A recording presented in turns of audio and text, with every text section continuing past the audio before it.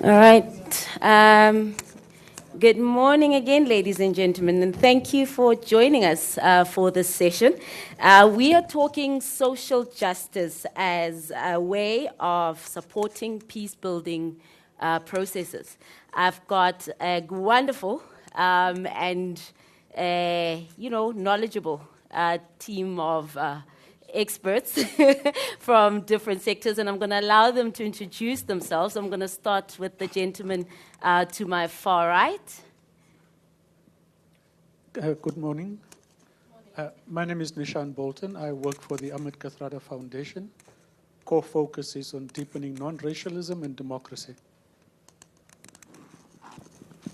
My name is Nellie Zembe. I manage monitoring and evaluation for Africa Takun, which is child and youth development. Hi everyone, my name is Sandile Tshabalala and I'm a co-founder of a social enterprise called Huruma Banvu.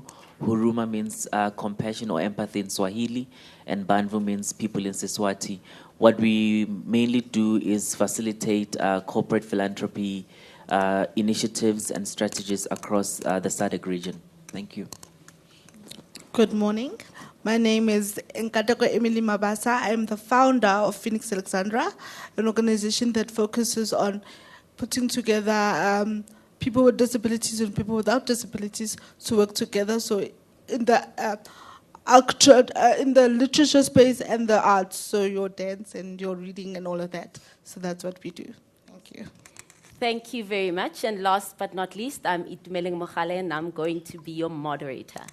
So, Neeshan, I'm going to start with you. My first question to you is, how does the South African constitutional values support social justice in the peace-building processes? No, thank you very much. You know, the Constitution is a document. The Constitution on its own can't do much.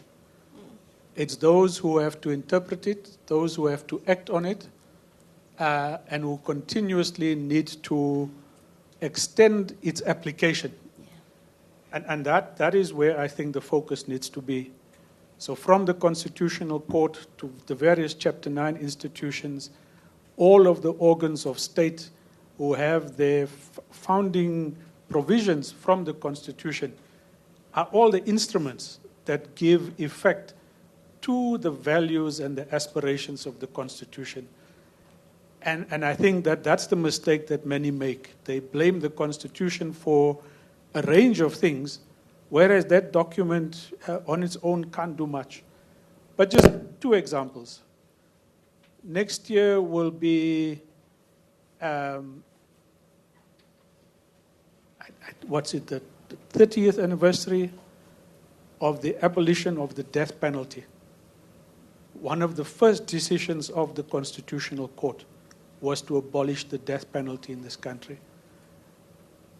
And that has sparked huge debate. Yeah.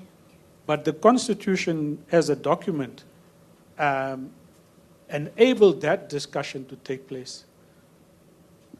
Look at various judgments of the Constitutional Court, from the Grootboom case, two recent cases before it dealing with socio-economic rights. When the arguments are prepared properly, when there is proper justification for those arguments, the Constitutional Court, as the main interpreter of the Constitution, has always come out in favor of solid, well-argued socio-economic rights and social justice issues that have been placed before it. So I think the Constitution is as powerful as we make it to be in relation to how it gets interpreted and how it gets refined in terms of arguments that gets put place before the court. The biggest failure of the Constitution, unfortunately, is government and its range of failures to give effect to the values and aspirations of the Constitution. Thank you very much. And I'm glad that you spoke about that, and you spoke about the importance of institutions and the peoples behind it. And perhaps maybe to you, Emily, from somebody who is an activist and does a lot of work in the space, do you think that inequality hinders the ability for people to access social justice and to be a part or to access those institutions that support social justice? It definitely does hinder. It plays a big part, because obviously if we don't have access to information, for one, you don't know where to go. For example, when I started with Phoenix, I actually didn't know what I was doing, but I wanted to make a change. And especially for people with disabilities, nobody speaks on anybody's behalf unless you show up. So I'm big on showing up. So that's what I had to show the parents of the people with disabilities, to say, if you want the Constitution, for example, or the rights of people of disabilities to work, you need to show up, and you need to ask the right questions, or see where to go in terms of where you can get your answers. So it does hinder if you don't know where you can go. And having an organization such as myself, or organizations that are willing to support what we do, actually helps a lot in actually creating that peace building in the community of Alex, where we work, and Tembisa, because of the two communities that we branch into right now because of the work that we do. So if they don't have access to information, it will hinder. But however, if we do have like conferences like this where people get information and people do show up on their own behalf, then I think a lot can change. Yeah. Thank you very much. Nellie, I'm just going to extend this question to you, and that's because of the work that you do with youth, right? Are we engaging youth sufficiently on these issues, or do we leave them to certain rooms that they don't have access to, and yet they are meant to be the change drivers? Exactly, and I like your qualification with sufficiently, because I think a lot of the stuff that we're doing with youth is quite tokenistic. We are saying the right things. The combination of social and economic has come out now. Everybody's talking about socio-economic, but we still proceed to just speak about economic terminologies. We still are talking about number of jobs. We're still talking about income. The social aspect of it has really been ignored for the most part. When we're talking about empowering youth, we have left out social people out of the room. Department of Social Development is hardly ever in the room when we're talking about extending employment to young people, because that separation between the social and the economic empowerment and inclusion has really not been grasped properly. What we have done in the youth development space, and this is not to say by any means that we are getting it, perfect. What we're acknowledging is that there is a gap, and we want to be part of the conversation in making it different. So we understand that young people need jobs, right? That is the main thing that we're talking about. Our problem is youth unemployment. But when you really speak to these young people, what they want is to be seen. They want a dignity of life. They want to participate. They want that worth that you feel when you are contributing to, whether it's an economy or whatever it is. And so the smaller jobs that we are saying to them, a job is a job, just get into a job, be grateful for whatever you need. We are missing a big part of why they're actually willing to be in that space, why they're willing to accept a small stipend, is really making the foreground the social aspect of things. And I think that's what we need to hear young people, and to really bring them into the room, is to focus on the social aspect of it as a precursor to the economic concepts that we speak about every day. Thank you very much. And Sandile, perhaps from your side, education and awareness on social justice and how it can help us build more peaceful communities and engage conflict. How do you think that can play a role?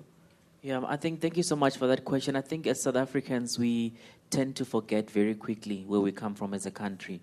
And I think I'd just like to maybe quickly echo something that Albie Sachs had said in a paper called Preparing Ourselves for Freedom, which was written just before the 1994 elections, where he basically asked that is our imagination ready for a free and unified South Africa, or are we still trapped in the multi-ghettos of apartheid in many ways? And I think that's something that, a question that till today you can actually still ask, that are we still trapped, or are we still able to imagine a free and unified South Africa? And I think without cultural integration and social trust that needs to be built in our society, I think we're still very much going to struggle to see peace in our societies. I mean, for example, he mentioned, the Grootboom case as well as the Makwanyana case, which are critical cases in the Concord in their early days around socioeconomic rights of the death penalty, but also the way our law tried to infuse Ubuntu into its jurisprudence through Justice Muhoro, who was quite prominent in really advocating for how court cases within the social justice narrative should be seen from the lens of Ubuntu. I think, just sitting here, I'm feeling so unsettled based on the number of children that are dying from eating products, that are not necessarily well or counterfeit. I'm not sure what's going on, but I'm wondering, are we still waiting for a court case to be upset as society? At what point are we going to say these children didn't have to experience that? And I think for me, we're losing a lot of opportunities around mobilizing as communities, but also as well as also being very open around the fact that inequalities are not necessarily the promises that this democracy had for us. I think the widening gaps of inequality are in many ways asking us to question this democratic dispensation and really if it holds. Another thing that I was going to also mention is that in the Constitution or the Bill of Rights, there is a mentioning of quality of life. But I think it's a conversation we're not having much. I think we don't really talk about quality of life. We talk about, who's going to prison. We talk about corruption. We talk about all the other technical aspects of a society, but we're not paying attention talking about quality of life. And that's actually quite early in the Constitution. It's around healing the wounds of the past, but also improving the quality of life. And I think for me, you can't separate social justice from the reality of the fact that everything we do should be propelling each of us and all of our work towards the improvement of quality of life, not just by yourself, but also for the community that's next to you, or for your neighbor even, or even for the person that may not even be South African. How is their quality of life improved? And I think that's something we need to spend more time as South Africans thinking about as part of peace building. Thank you. Thank you very much. And that brings me, I think, to a thought I have about issues of social justice and peace building. South Africa comes from a long history where the armed struggle was used as a mechanism to, defend itself against attack in an oppressive era.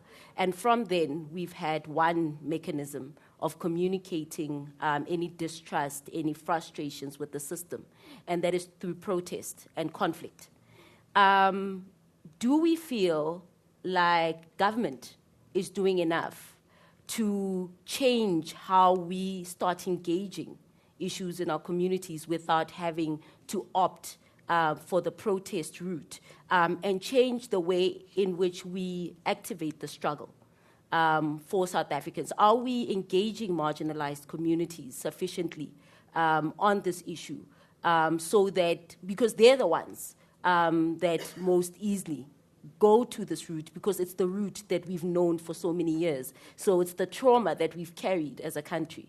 So how do we emerge from that? And maybe, Neeshan, I don't know if you've got any views on that, or any of the members of my panel. No, thank you very much. We've been doing work in the last 3 years, trying to understand whether people want to be part of making government accountable, and whether those in government understand their accountability responsibilities. What our work has shown, firstly, many of those in government, particularly at a municipal level, have no clue, or pretend as if they have no clue of what it means to be accountable. So I'll give you an example. In your street, you probably have street lights that are not working. You have water that's flowing. Try to take up that issue either as residents of your street or as an individual. You won't know where to go because the buck in our system doesn't stop anywhere. Somebody will always move it up to whoever it is. What we've also found is that people who live with problems that require accountability in many cases think that because they voted in an election, that's where their responsibilities end. So there's a reluctance to want to then, beyond tweeting about it, to actually become part of any civic organization that will require some effort, will require some time and energy to then do the necessary letter writing, go to the meetings, to get the petitions out, and do all of the kind of non-violent actions that are possible. And that, I think, is primarily because there's a sense of powerlessness that has just become ingrained, as not given the kind of benefits. The quality of leadership that comes through doesn't encourage that kind of participation. So in essence, you feel that the system is not working and there's not much you can do. But we have shown, and when we have in this last 3 years, one example is a place called Finetown. Government builds a clinic. For 5 years, it doesn't open it. We then embark on huge community awareness of why this facility was built, why it's important. People go to the council meetings, they embarrass the councillors, they embarrass the mayor, go onto all media platforms to embarrass the politicians, and they get this clinic opened. Because somewhere along the line, they get politicians to understand that it's actually in their interest to have this facility opened. And it takes time. What we don't have in the country is the organizing ability to help communities or work with communities to do that kind of patient work around accountability. And that's the missing gap. Thank you very much. And I think that's an important gap that needs to be filled because that gap affects even the economy of the area. We see a lot of mining giants leaving these environments because they operate in areas where communities are largely marginalized. But then my next question, and perhaps to the other members of my panel, perhaps starting with you, Nellie, what can the private sector's money or investment in CSIR do more in order to support initiatives of peace building, to fill in some of those gaps that unfortunately government is unable to close? Because we've got something that we regard as the social license to innovate as opposed to what government has, which is funds for service delivery. So what can we do with our social license to innovate? Oh, that's a loaded question. And now I feel like everyone is looking at me like, you better answer correctly. There's a lot of prescriptions that are coming with this money that are not necessarily helpful for the development agenda. And so what I would ask for is a lot more investment in longer-term initiatives, because the impact that is being requested for is not 2 years, it's not 3 years, especially with conversations around participating in social issues, social justice, peace building. These are very longer-term initiatives that require patience from corporates to be able to, first of all, not impose what they think it should be and allow implementers to say, the experts, like so many speakers before me have said, the experts are the people who are affected by this primarily, and let them drive the agenda. And so a lot of trust is required from corporates that the people who are doing this work are doing it with the right kind of intentions, and then let them report on what pins have been moved instead of vice versa. I think my contribution is to, like I said earlier, I'm a scholar of African philanthropy, and I think what's very unsettling is the amount of corruption within the CSI space. I think it's something we're not speaking enough about. I think as much as earlier on someone mentioned that there's about 11 point something billion of corporate social investment money that's actually going into communities. We should be asking how many communities actually receive that money. And I think we are sitting in a society where massive amounts of corruption is happening in the midst of poverty, of inequality.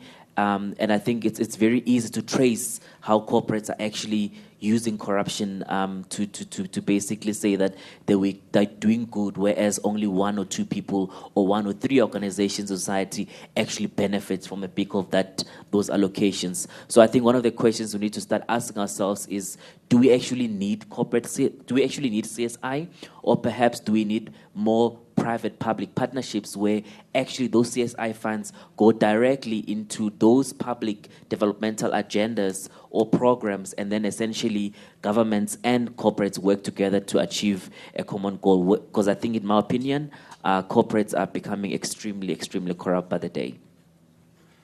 Yeah, I would definitely agree, because as somebody that is trying to make a difference, it's very hard to get support if you can't align with what they want, and they're going to tell you, this is what we want, and this is not what we want, and it's like you're pulling and you're trying to figure out, do I confine to what they want because I need the funds, or do I be steadfast and just go on without whatever they are offering?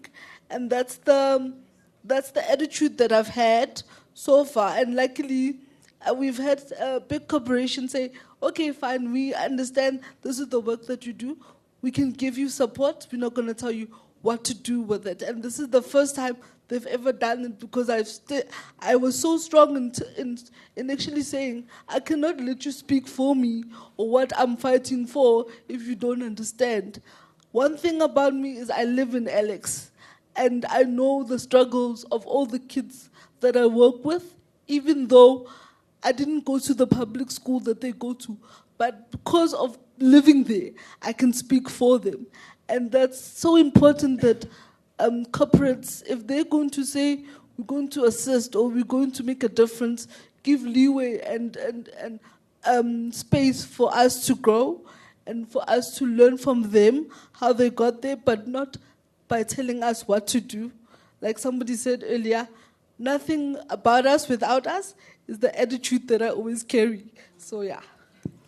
Thank you very much to my panelists and for really engaging this topic. I think it shows that there's still a lot more to be said, because in as much as you can build thriving communities, if you're building thriving communities in a place where there's no peace, where there's violence and there's constant conflict, nothing can grow there and nothing can thrive there.